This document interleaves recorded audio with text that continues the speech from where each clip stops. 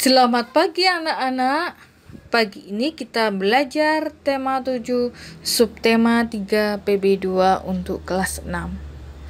Adapun tujuan pembelajaran kita yaitu yang pertama, kalian mampu mengidentifikasi jenis-jenis patung. Lalu, mampu menyebutkan ciri-ciri patung, jenis-jenis patung, serta bahan dan teknik pembuatan patung. Selanjutnya, kalian dapat membuat rencana pembuatan karya patung. Dan nanti kalian juga dapat menjelaskan hubungan yang dialami pada masa pubertas dengan kesehatan reproduksi dengan benar. Lalu membuat karya berisi cara menghadapi masa pubertas. Mari anak-anakku, kita memasuki pembelajaran kali ini. Banyak pemimpin yang dibuat patungnya sebagai bentuk penghormatan untuk mengenang jasa-jasanya. Siapa pemimpin idolamu? Adakah patungnya? Nah, amatilah patung di sini. Siapakah tokoh yang ada di dalam patung? Lalu apa bahan pembuatannya dan menurutmu bagaimana cara membuatnya? Kalian dapat mendiskusikan dengan orang tua atau dengan keluarga bahwa patung tersebut adalah tokoh yang diwujudkan dalam bentuk patung yaitu Insinyur Soekarno dan Drs Muhammad Hatta. Dan bahan pembuatan patung tersebut yaitu dari batu, semen, dan pasir. Nah, cara membuatnya yaitu dengan cara memahat patung. Di sini ibu memiliki sebuah teks bacaan tentang patung si Gale-Gale yang dapat menari. Pada zaman dahulu, kerajaan di Samosir dipimpin oleh Raja Rahat. Dia memiliki anak sematawayang bernama Manggale.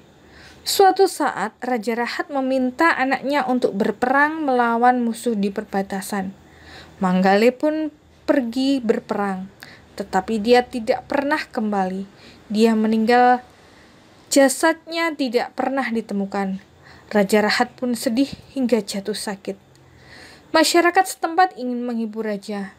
Mereka membuat sebuah patung yang menyerupai Manggale dan menamainya si Gale-Gale. Gale dalam bahasa Batak Toba artinya lemas.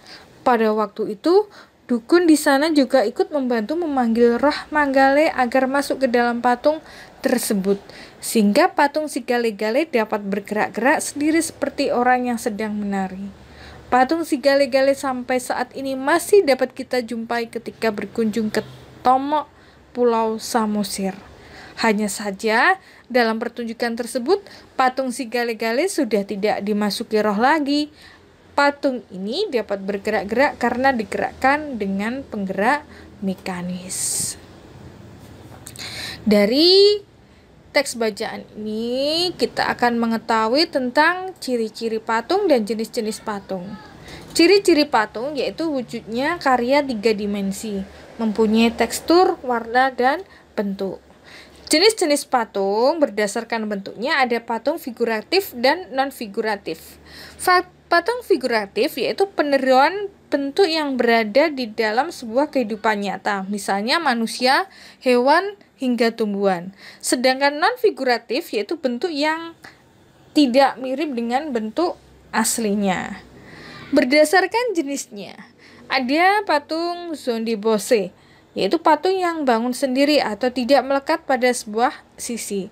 Kemudian ada relief, yaitu patung yang melekat pada sebuah permukaan yang berasal dari dinding. Jenis-jenis patung berdasarkan fungsinya ada patung religi, patung monumen, patung arsitektur, patung dekorasi, patung seni, dan patung kerajinan. Bahan pembuatan patung yaitu bisa berasal dari batu, kayu, kaca, kertas, kemudian logam, tanah liat, plastisin, es balok, semen, sabun, lilin, gips, atau fiber resin ya. Lalu di sini juga tentang teknik pembuatan patung, yaitu ada teknik busir, cetak, pahat, dan konstruksi. Teknik membusir yaitu teknik menciptakan patung dengan cara memijit dan menambah. Teknik ini biasanya digunakan dengan materi dasar tanah liat atau plastisin. Kemudian teknik cetak, yaitu dalam pembuatan patung sanggup dilakukan dengan materi yang sifatnya agak cair atau bahannya dibentuk cair dengan cara menciptakan adonan mirip dengan semen yang dicairkan kemudian dituangkan dalam cetakan. Kemudian ada teknik pahat, yaitu dengan cara mengurangi dengan pahat, beda dengan membusir yang sanggup menambah jikalau ada kekurangan, sedangkan teknik pahat ini tidak sanggup menambah jikalau kekurangan. Alasannya yaitu kita harus hati-hati jika memakai teknik pahat ini. Kemudian ada teknik konstruksi. Teknik ini dilakukan dengan cara menyusun materi dan kemudian dilekatkan dengan lem atau dengan materi pelekat lainnya. Nanti kalian bisa mempelajari teknik konstruksi ini pada tema 9. Nah, anak-anak, itu tadi penjelasan tentang ciri-ciri, jenis, bahan, serta teknik pembuatan patung. Kalian di sini juga diharapkan dapat membuat sebuah rencana pembuatan karya patung. Kita ambil yang mudah saja, mungkin dari bahan lunak. Selanjutnya, kita akan belajar kembali tentang perubahan pada masa pubertas. Perubahan pada masa pubertas. Tahapan perkembangan dan pertumbuhan manusia umumnya terbagi yaitu menjadi balita, kanak-kanak, remaja, dewasa, dan usia lanjut. Masa remaja merupakan peralihan dari masa anak-anak menuju masa dewasa. Pada masa remaja, kita mengalami masa pubertas. Pada masa ini terjadi perubahan pada tubuh, baik yang terlihat maupun tidak. Di dalam tubuh, hormon reproduksi mulai dihasilkan. Pada perempuan, hormon ini akan mengakibatkan sel telur matang. Pada laki-laki, hormon reproduksi akan mengakibatkan tubuh memproduksi sel sperma. Jika sel telur dan sel sperma bertemu, dapat terjadi pembuahan dan tumbuh menjadi bayi. Pada umumnya, pada masa ini, kesehatan reproduksi remaja akan memperlihatkan ciri-ciri pubertas. Pada perempuan, dia akan mengalami menstruasi setiap jangka waktu tertentu, atau umumnya setiap 28 hari sekali. Pada laki-laki, dia akan mengeluarkan sperma. Ciri-ciri lain ditandai dengan perubahan tubuh yang terlihat. Pada perempuan, misalnya payudara akan tumbuh sebagai persiapan untuk memberikan ASI atau air susu ibu bagi bayinya kelak. Pada laki-laki, otot-otot tubuhnya berkembang lebih besar dan kuat, sehingga diharapkan laki-laki lebih kuat secara fisik untuk melindungi keluarganya.